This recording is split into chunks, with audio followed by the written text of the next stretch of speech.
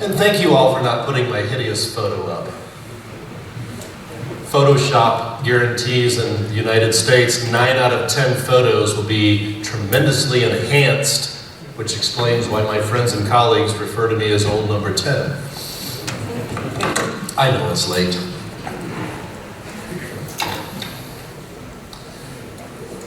Got it. This scene you see here plays out thousands of times around the world in specialized transport.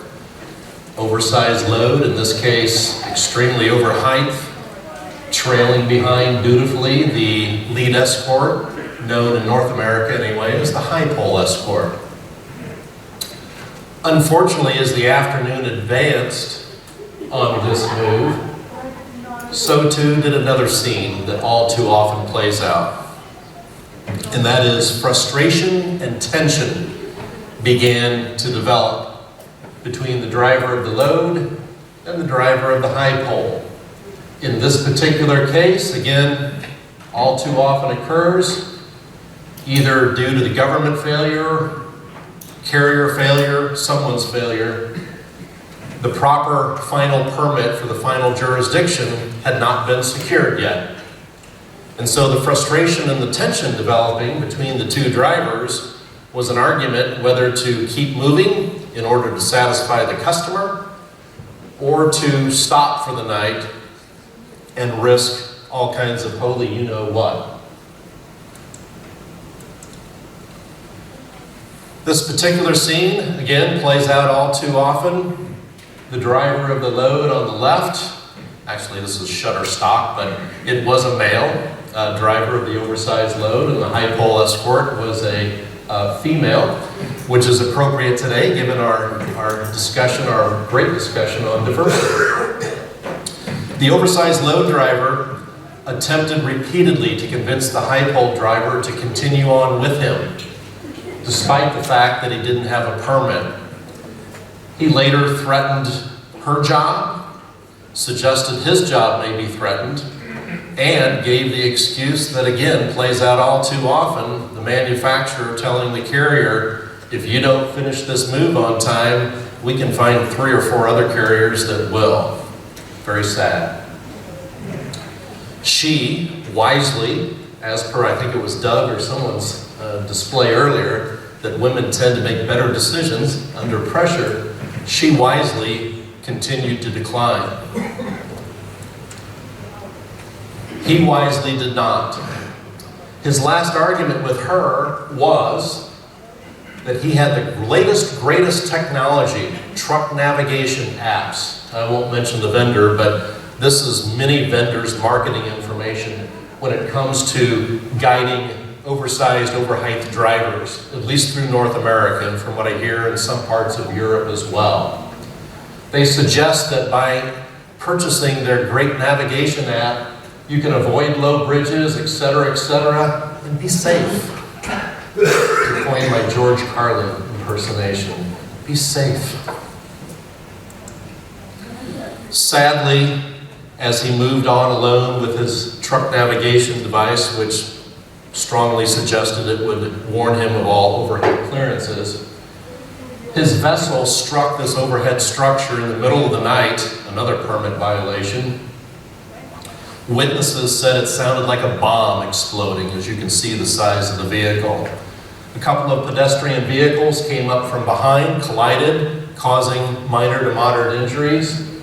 But sadly, one young man drove up and was instantly killed when this impact occurred, leaving behind a widow and 3 small children. The driver was charged with vehicular homicide, shockingly got off on time served and probation. There's a couple of sentences in this article that I find horrific to this day, and I hope you will as well. One being the attorney representing the driver of the load stated, unfortunately, his equipment malfunctioned. Told him he was good. Again, my George Carlin impression for you old people in the room. Obviously, the attorney said it was not good. And the final sentence, which I draw your attention to by the reporter, and I have a lot of respect for reporters. I used to be one when I came out of college. But this particular reporter I find lacking integrity. The reporter closed this article by suggesting or stating, and we all believe what we read, right? Especially in the newspapers, drivers hauling oversized loads can use special GPS systems that give them routes with overpasses tall enough for them to safely pass under. BS. BS. You might be thinking at this point, wait a second, it's the end of the day. I thought we were going to close lightly with some nice, wonderful technology for specialized transport, and we will. You might also be thinking, for those few of you in the room that know me, isn't this the pot calling the kettle black? Do not you represent a vendor that is knee-deep in oversized routing and such? Yes, I do. More on that later. Oops. All right, a little audience participation for those of you still awake. Doug and others, again, great presentations today, by the way, from all of you. Doug and others earlier talked about seeing the future. I'd like to think with this gray hair, I've been around this business long enough to understand when something is coming down the pike. And although specialized transportation has lagged behind, admittedly, fax machines, you name it, for many, many years, trending is occurring, which I'll get to in a moment, suggesting that technology is about to explode in specialized transportation. So, audience participation, what is causing this trigger at the beginning end? Raise your hand if you think it's simply industry looking to lower costs and improve safety. That makes sense, doesn't it? Apparently not to any of you. Another option is, it's just the natural evolution of technology, right? Every industry, whether it's ahead or behind, is eventually going to see some type of boom in technology. The third answer is the one that I believe, and that is Big Brother or Big Brothers are watching.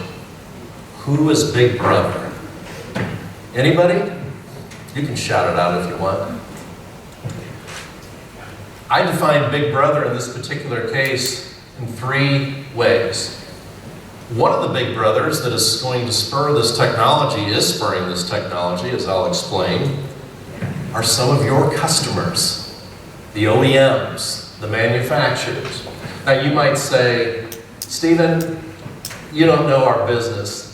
Our customers have been in our grill for years, micromanaging us, watching us. Oh, you haven't seen anything yet, folks. I don't mean to shoot scare tactics with you, but some OEMs and manufacturers, at least in North America, are now contacting vendors like ours and some of our competitors, seeking ways in which to play a little bit more of a Big Brother role with some of you carriers, tracking you, tracking your bridge hits, tracking when you go off route. It's coming. Not today, but it's coming. The second type of Big Brother I refer to are the good old truck accident victim attorneys, right? We all know them. And again, you might suggest, Stephen, truck accident attorneys have been hounding us for years, the general trucking industry, and that is true. But only in recent years are we now seeing some of these same law firms, and I use that term loosely, they are beginning to market directly against and to our industry, specialized transport. How are they doing that? Literally, I didn't put it up here, but literally in their advertising now on the internet, they are suggesting to their potential victims, you think you're going to score some big bucks if you get in an accident with a regular 18-wheeler truck. You can add about 3 more zeros to that check if you get in an accident with specialized transport vehicle, oversized. How so? And again, they put this in their marketing material nowadays. They say, unlike the general trucking industry and specialized transport, there are dozens and dozens of additional provisions and such, whether that be mandatory pre-trip meetings, curfew violations, pilot cars that must be properly certified. And they tell their clients that even if that has nothing to do with the alleged accident, if we can prove just one of those provisions in your business, we're going to score for you. Big bucks. And the final big brother, this might be the one that most people most often think of, is the government itself, truck enforcement. Now, I'm a former government official myself, so I can take liberty in poking fun at government officials. I'm not even going to ask if there's any in the room. So, admittedly, government officials at times don't get it right. This is technology with regards to preventing bridge hits that probably is still in place in some places around the world. Understandably, as you might imagine, it caused more damage than good. But here's what's coming from Big Brother number 3. And also beginning to happen in a couple of areas of Europe, I understand, but most predominantly North America. Big Brother is monitoring your oversized load as you move on down the highway. What is their secret sauce? Many secret sauces, not the least of which is LiDAR. Now, some of you might say, again, Stephen, LiDAR has been around for decades. That's nothing new. But it is new in our industry, at least in terms of how Big Brother government is now beginning to use it on our industry. Oh, come on now. How does it work? All right. The oversized load, either traveling on main lines at normal highway speeds or coming into weigh scales at slower speeds, is monitored through thousands of points of lights. Most of you are familiar with LiDAR, measuring your width, length, and height. Also, the friendly little cameras capture your DOT numbers, your other identification number in Europe and around the world, as well as the side of your vehicle and your license plate. Step number 4, 3D vehicles, or 3D images of your vehicle are created.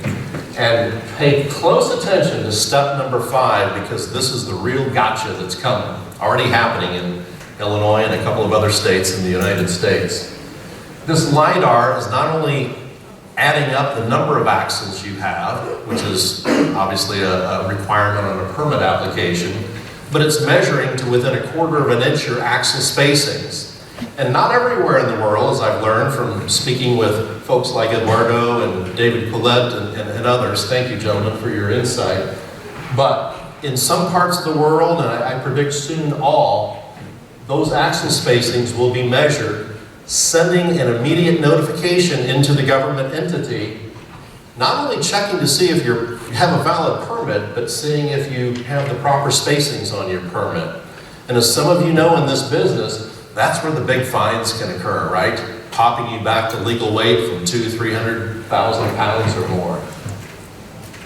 And finally, Big Brother is capturing all of this data and saving it for posterity's sake, right? So that months or years later, if a complaint is engineered against your particular carrier, Big Brother's got the records. And if that isn't enough, another old piece of technology called accelerometers, some of you may be familiar with them, actually pretty simple technology. They are now hitting the road, so to speak, in some countries.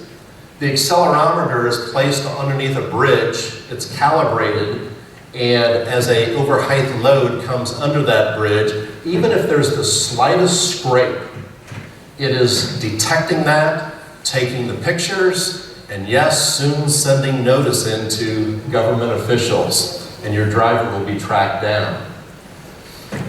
Most overheight bridge hits, at least in North America, and I would suspect Europe as well, are just minor scrapes, still causing damage, but minor scrapes. But they're hit and runs. In fact, I would challenge most of you executives here that you probably don't even know about half the times your carrier's drivers scrape a bridge. Why? Because they're able to continue on and keep moving. Big Brother is coming. All right, enough scare tactics. Industry response. So, let's start at the beginning of the process, at least as I understand it, with oversized moves, and that is the pre-planning and the route surveying. Some of you will argue with me, and rightfully so, that this form of route surveying is still the best and truest method. And I probably wouldn't put up a big argument with you, although I know what's coming. And I do think it's a little bit better. But we see handwritten, scribbled notes by our route surveyors, right? Writing on anything and everything, maybe recording their voice as well. We see manual surveying going on and measuring distances across the pavement. By the way, your roads in Ireland and such are so darn narrow, my goodness. I've got heartburn over it. We're so spoiled in America. And then, of course, manual measurement of overheight loads as well, or overheight clearances, which I believe can be quite unsafe and unsettling. What's coming? What's here in some countries? Digital route survey. What do I mean by that? First of all, good old GPS, it's nothing new, right? Tracking the route surveyor as he or she tags along. But here, the route surveyor, rather than scribbling notes and looking for his or her camera or this or that, simply has a couple of drop-down boxes that he or she can click as they approach an overhead clearance, an intersection, you name it. Now, vendors that are creating these are strongly disclaiming the driver should pull over to the side of the road before they do this, but most of us in this room know in reality the drivers don't often pay attention to that type of thing. So at least with this technology here, for the drivers that are going to break the law in most countries, at least they're just clicking on a couple of electronic screens in their vehicle rather than writing notes, as I swear to God, many still do. And then the real time savings coming in from this new technology is when that route surveyor returns back to their office, that is, if they didn't create the survey to begin with from their basement on Google Maps, that's a whole other presentation. They literally can, with a couple of clicks, print out their detailed 20, 30, 40-page professional route survey with just 1 or 2 clicks. Mile marker by mile marker, obstruction by obstruction, picture by picture, and of course make a few edits if they choose. Huge game changer, huge time saver coming down the pipe. This particular technology has also been around for a while to mixed reviews. I don't know if anyone from Mammut is here, Alex. Mammut made quite the sensation at an SC&RA conference about 10 years ago, I think it was in Charlotte, when they put on a presentation saying that they were going to, or they had mounted some of this LiDAR hardware to the top of some of their Mammut company vehicles for the purpose, amongst other things, of measuring vertical clearances and such. Time saver, accuracy, safety, those types of things. I did learn not too long ago that they abandoned that after a few years. And I'm not completely surprised by that. However, in terms of trending and looking forward and what's coming down the pike, we're hearing now of some specialized carriers beginning to dip their toe in the water again, purchasing products like this and others. And by the way, disclaimer, every one of these products that I'm displaying today were not developed by my company's developers, so very little commercial aspect to the presentation today. Eduardo, I think, even mentioned to me that they at Fagioli have some similar equipment that they are employing. But the 2 issues with this technology and why it's lagged, one is expense. You're talking $15,000, $25,000, $30,000 or more, right, Eduardo, for this type of equipment. Not necessarily what the small and medium-sized mom and pop specialized carriers can afford. You're also, in some cases, looking at some accuracy issues, and what we found there, again, just anecdotal from some carriers, and I'm sure not Fagioli's, but some of the cheaper products, although they were marketed that you could measure vertical clearances from fog line to fog line, going at normal highway speed, no. You're going to slow down about 20, 30 miles per hour for some of the rinky-dink LiDAR equipment that's out there. So those two things are holding this technology back, but with the competition out there now, I believe like anything, prices are going to come down, the accuracy is going to get better, and this should never replace high poles. But more and more specialized carriers will probably need to start looking to mounting their route survey trucks and maybe even their high pole escorts with this type of equipment. All right, I want to get back to my notes here because this is really a game changer, and I want to get this exactly right so that Kevin buys me dinner tonight. This is the latest in planning and executing heavy lift and transport operations via high-tech engineering software such as swept path. If you haven't heard that term, again, if you're in specialized transport, swept path will be a name that will be very common in the future. I'm going to pick on government officials again because one, it's easy to do, and number two, again, I was one. Some government officials, particularly in the permitting world, are not the brightest bulbs on the Christmas tree, right? I was accused of not being the brightest bulb myself for many years in Illinois. Probably all true. Secondly, mostly bridge analysis engineers in some governments are considered to be amongst the most stubborn mules in the universe, right? And what's their typical answer to specialized carriers looking to be a little bit creative in getting a route approved? It's a one-word answer, it's easy. No. Time and time again, when our industry submits plans, paper drawings, verbal explanations of how our loads actually can navigate the proposed route, government simply says, what? No. Well, behold, armed with this technology, industry will soon start turning some of those no's that we get from those pesky government engineers into yeses.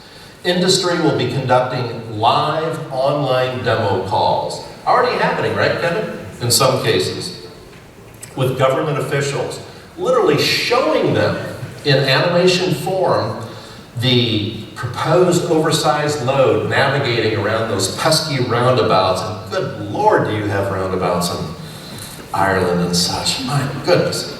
Obstacles and other tight turns. So with this technology, industry is now able to quickly, at the request of government, change out different types of configurations rather than send in new plans, which they typically didn't even look at in my state.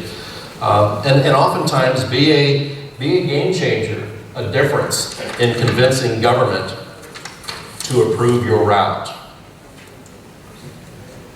Okay, let's close out with permitting, or second to last, closing out with permitting. So, as I've learned in my research, a small but growing number of regions around the world are beginning to make some progress government-wise in their permitting processes. Europe, a mixed bag. I heard some complaints earlier today, I think about Germany perhaps, and a few others. Sweden, I'm beginning to hear good things about. Anybody have more positive experiences in Sweden in permitting these days compared to the past? No? Oh, I'm so sorry. Of course, in some parts of the world, permitting is still simply, as I remember my good friends from Tredalosa in Mexico telling me a few years ago, in Mexico, permitting is getting in your car or getting on your horse and literally going miles and miles and miles, or kilometers, to get to a permitting office, only to find that their stack of permits, paper permits on their shelf, had dwindled down to none. And I remember my good friend Raphael, many of you know Raphael, his father then would have to turn around and take his car or his horse back many, many kilometers and come back again a week later for permits. But advancements are being made, and I know in Europe, I know from talking with David Collette and Eduardo and others, some advancements are being made, as well as in North America. Automated permitting, that's the big deal now. I want to just jump on my advocacy horse though. As you, around the world, in Europe and otherwise, begin to have success with your government entities with automated permitting, which basically we define as any permit you submit 24/7, 365. They'll analyze it on the government end and issue you your permit if it's approved without any human intervention. That's automated permitting. The little advocacy nugget is this. While some governments are taking advantage of this technology and beginning to what we call auto-issue with no human contact, large loads, sometimes 5, 6, 7 meters, 300,000 pounds or more, too many governments still are stuck in the Stone Age where their auto-issue thresholds are much too low, which really takes away the advantage for industry, right? To get those permits in a timely manner. So that's your little tip for the day on advocacy. All right, so the secret sauce that's now coming down the pike is this. By a handful of vendors, I might add. When you're going through Europe, for example, and you're going through 5, 6, 7 countries, or in the United States through 7 states, that's 7 different websites, right, that your permitting people have to access and spend time answering the same repetitive questions over and over and over again, right? So the technology is coming now to save a great deal of time and accuracy by consolidating all 7 of those applications into one application, much of which is pre-populated, and your permitting people then just sit back, shove that one application into the 7 government sites, and you sit back and wait for green lights. Local permitting automation also following in suit there. Moving quickly along, we've got our permit, we're ready to roll. Here's what still happens all too often with your drivers. Fumbling through their various permit routes, right? Sometimes, God forbid, while they're driving. The paper maps, still out in full force. Technology is now coming down the pike. Our good friend Kevin Brook with Let's Offload, scraping routes off of permits and shoving them into truck navigation devices. You remember I mentioned earlier truck navigation devices in a very evil way to some degree. This is doing it the right way. The story I told you at the beginning, which happens all too often, are specialized transport drivers being pressured or otherwise into running without their state or government country-issued permit. This particular technology, on the good side of the fence, is simply scraping those routes, shoving them into your truck navigation device, and you're on your way. Speaking of new truck navigation devices, some are coming out specific for OSOW, oversized overweight. This particular device creates audible alerts, which isn't all that unusual, audible turn by turn. What is pretty cool though is we're also seeing these types of navigation devices for the specialized transport industry come up with the ability to do custom notifications. In other words, and I know this happens in Europe as often as North America, those dreaded bridge slowdown provisions in which your driver is required to slow down to very low speed, unsafe speed in my opinion, center line, block traffic, et cetera, et cetera. Well, now technology exists where someone back in the home office can put a note in, hey, 3 kilometers out, pin the map, driver gets the audible alert that he or she are about to cross what in some cases is an invisible little culvert. And then there's a Barney Fife, that's an American term, waiting on the other side of that structure, waiting to nab you for about $20,000 if you don't slow down. And then finally on truck navigation device, again, new technology coming out next year with a couple of different vendors. What you see depicted here is you've got a convoy, an oversized overweight convoy. That lead high pole escort up there with the exclamation point above, he or she has just went off route. The rest of the convoy is still on route. The high pole driver is not only audibly alerted that he or she has just went off route, but everyone else in the convoy is alerted. And even better yet, better news, maybe not for the drivers, but for you all executives, The carrier back home may also now be notified the moment anyone in your oversized overweight convoy goes off route. And then pre-trip meetings, this is the way most pre-trip meetings occur today, standing around, pointing, paper, maps, etc. Pre-trip meetings in the future will look more like this on the left, everyone armed with their electronic devices, getting synced up on their apps, making sure everybody is in sync. And then finally, I'll close with just a couple of miscellaneous new technological devices. Again, to mixed reviews. I'm not advocating for or against anything I'm showing you today. I'm just showing you what's coming. This is a high pole tip light sensor that's been out for a few years, again, to mixed results. Pretty crude technology, I might add. But the gizmo is attached to the top of the high pole, and when it strikes an overhead structure, it flashes 3 times, not only for the high pole driver to see it, hopefully he or she has felt it as well, as they're supposed to, but perhaps even the oversized driver coming up from behind will also see it. Mixed reviews, I think a few more years is still needed before I would personally recommend somebody purchase this. And then finally, not exactly new technology, but my good friend Jonathan Bauza, I can never pronounce his other 6 names. He is the head of New Zealand Heavy Haulage Association. I don't know if any of you ever moved in New Zealand.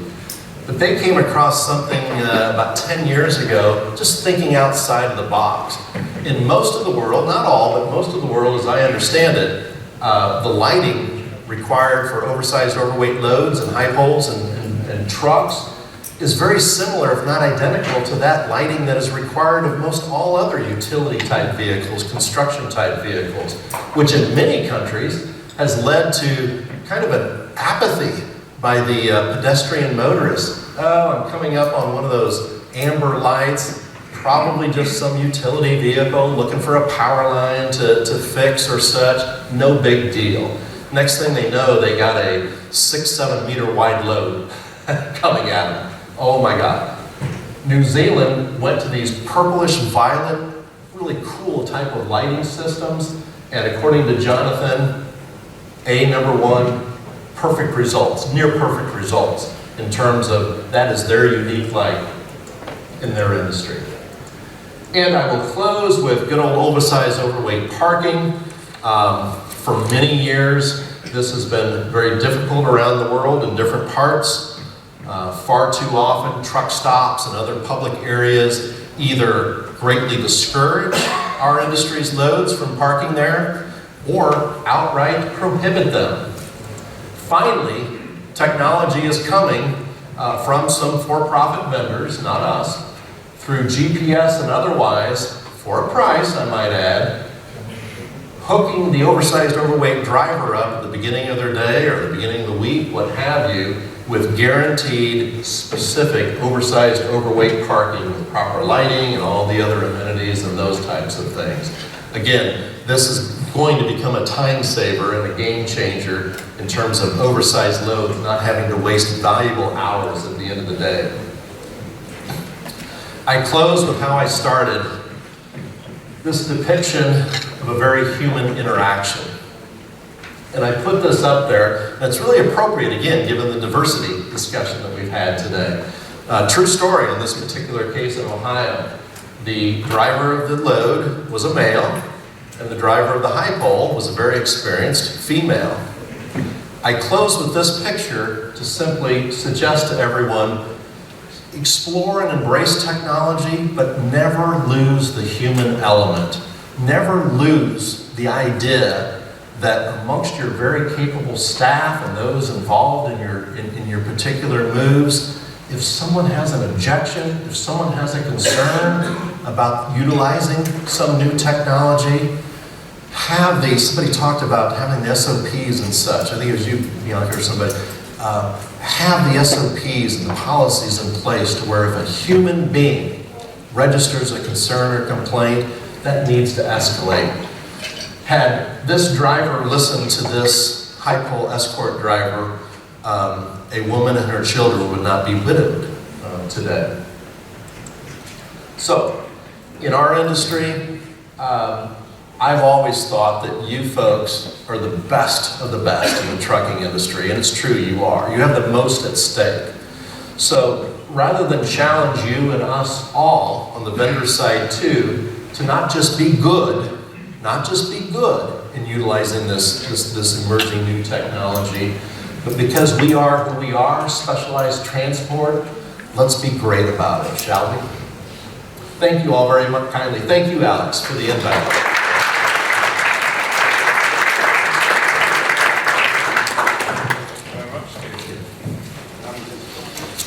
Let's go drink. Let's go drink. Everybody wants to drink, don't they? I just want to ask you about whiskey and sour. That's my go-to. I was quickly going to say, what proportion of permits are auto-issued at the moment? Do you know that? Is that well, in most parts of the world, 0. North America, I've kind of lost track since I've left SC&RA, but I think we're 70% of permits are now auto-issued. In some government jurisdictions, right, Charlie, as much as 99% in a couple of states. So that's where we need to continue that advocacy effort with our governments to raise that threshold. Because if there's just one government entity in your multi-government move, jurisdiction move, that's still stuck in the Stone Age, then the rest of the government's automation is all for naught. okay? Thank you very much. Thank you.